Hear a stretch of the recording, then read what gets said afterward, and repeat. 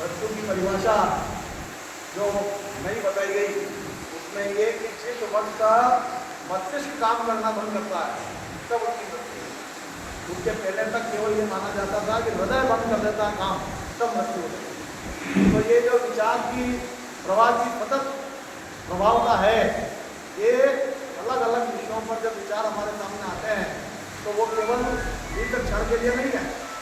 वो हमारे मस्तिष्क में विचार का बीजारोपण करते हैं और उस विचारोपण से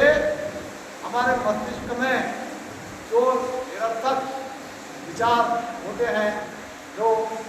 विध्वंसात्मक विचार होते हैं, जो हमारे लिए उपयोगी नहीं होते हैं, ऐसे विचारों का प्रवेश बंद कर देते हैं। क्योंकि मस्तिष्क में एक समय में एक ही प्रकार के विचार होते हैं, तो अलग अलग विषयों पर जब विचार आते हैं तो हमारे लिए आज जब हम देखते हैं कि एक नौजवान व्यक्ति हृदयघात से महाप्रयाण कर जाता है और ऐसी घटनाएं निरंतर होती है, तो लगता है कि आखिर ऐसा क्यों हो रहा है। इसी तरह से जब दुर्घटना होती है और दुर्घटना में युवा वृद्ध स्त्री पुरुष कोई भी व्यक्ति काल कौशिक हो जाता है, तब भी लगता है कि घटना क्यों होती है। इसी तरह से मनुष्य के जीवन में ऐसे प्रसंग आते हैं कि वह अपने जीवन के अमूल्य स्वरूप को भूल करके आत्महत्या का मार्ग अपनाता है। ऐसी घटनाएं भी होती है कि हिंसा के माध्यम से व्यक्ति हत्या करके किसी व्यक्ति का जीवन लेना समाप्त करता है। और इस प्रकार के चाहे वह अकाल मृत्यु का प्रसंग हो, चाहे आत्महत्या का प्रसंग हो, चाहे हिंसा का प्रसंग हो, चाहे दुर्घटना का प्रसंग हो, निरंतर प्रतिदिन समाचार माध्यमों से इस प्रकार की घटनाएं हमारे सामने आती हैं। ये सब क्यों? ये सब इसलिए होता है कि मनुष्य ने अपनी क्षमता से अधिक बोझ अपने माथे पर ओढ़ लिया, और जब क्षमता से अधिक बोझ ओढ़ लेता है तो फिर इस प्रकार की घटनाएं होती हैं। जो मैंने 4 प्रकार की घटनाओं का उल्लेख किया, चारों के विषय अलग अलग है और विश्लेषण करेंगे तो अलग अलग प्रकार की स्थापनाएं सामने आएगी। हृदय रोग या विभिन्न प्रकार के रोग जो होते हैं, चिकित्सा विज्ञान की दृष्टि से प्रतिपादन किया जाएगा। दुर्घटनाएं क्यों होती है, वो किस प्रकार की सड़कें हैं, किस प्रकार के वाहन हैं, किस प्रकार के चालक है, आदि आदि आदि अनेक प्रकार के विषय आता है। आत्महत्याएं क्यों होती है, मनुष्य के जीवन में निराशा क्यों आती है, मनुष्य किस तरह से समस्याओं से गिर जाता है, क्यों तनाव में गिरता है, क्यों अशांत होता है, इसके विषय अलग विश्लेषण का विषय हो सकता है। और हिंसा क्यों होती है,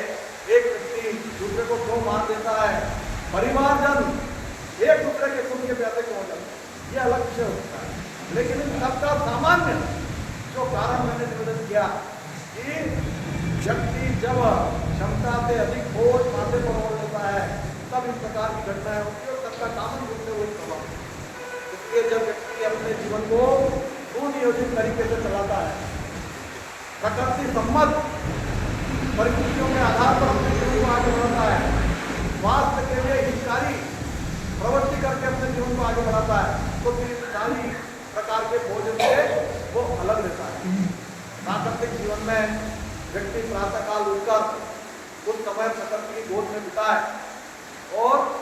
प्रार्थना करे, कुछ अच्छे विचारों को अपने मस्तिष्क में आने देने के लिए स्वाध्याय करे, सब साहित्य का अध्ययन करे और दिन भर मुझे क्या करना है इसका प्रातःकाल संकल्प कर ले और उसके अनुसार अपने जीवन का यापन करे, तो फिर ये सारी चीजें उसके जीवन में आएगी। आज समाज की परिस्थितियां इतनी सुखद और सकारात्मक हो गई है कि कोई व्यक्ति भूख से मर जाए या उसको भूख की समस्या और पीड़ा से सामना करना पड़े, ऐसी परिस्थितियां बहुत कम है। ये बात सही है कि अभी भी कुछ लोग कुपोषण के शिकार हो सकते हैं, लेकिन अधिकांश लोगों के सामने भूख की समस्या नहीं है। जो नित्य जीवन की आवश्यकताएं होती, रोटी, कपड़ा, मकान, दवाई, शिक्षा, ये सारी चीजें सब लोगों को लगभग उपलब्ध है। लेकिन उससे उसको शांति नहीं होती। लोभ लालच के कारण से जो मेरे पास है उसके आगे मैं बढ़ जाऊं और पूरी दुनिया को ये बता दूं मेरे जैसा कोई नहीं, ये अहंकार का जो भाव है वो उसको शांत नहीं रहने दे रहा है और वह लालच में आकर के, महत्वाकांक्षा में आकर के और अपने अहंकार की पुष्टि के लिए सारे बोझ को माथे पर ओढ़ रहा है। और इस बोझ को माथे पर ओढ़ने के कारण से जो धनी है, संपन्न व्यक्ति है, वो भी इस बोझ के कारण से जब शरीर की, मस्तिष्क की जो क्षमता है उससे ज्यादा दायित्व अपने ऊपर ले लेता है तो फिर उसको इन सारी चिंताओं के कारण से विभिन्न रोगों के सामना करना पड़ता है। और जब स्थितियां संभलती नहीं है तब निराशा आ जाती है, आत्महत्या की ओर अग्रसर हो जाता है। वाहन चलाते समय दिमाग के अंदर दुनिया के कई विषय और व्यक्तिगत लालसाएं उसके दिमाग में चलती रहती है तो फिर उसको सड़क दिखने के अलावा पूरी दुनिया उसके दिमाग में चलती रहती है और फिर उसका परिणाम ये होता है कि जब फोटो आता है तो आदमी को दिखता है कि उसमें कुछ बच भी गया क्या, ऐसा उसके वाहन का स्वरूप हो जाता है। तो ये, और जब व्यक्ति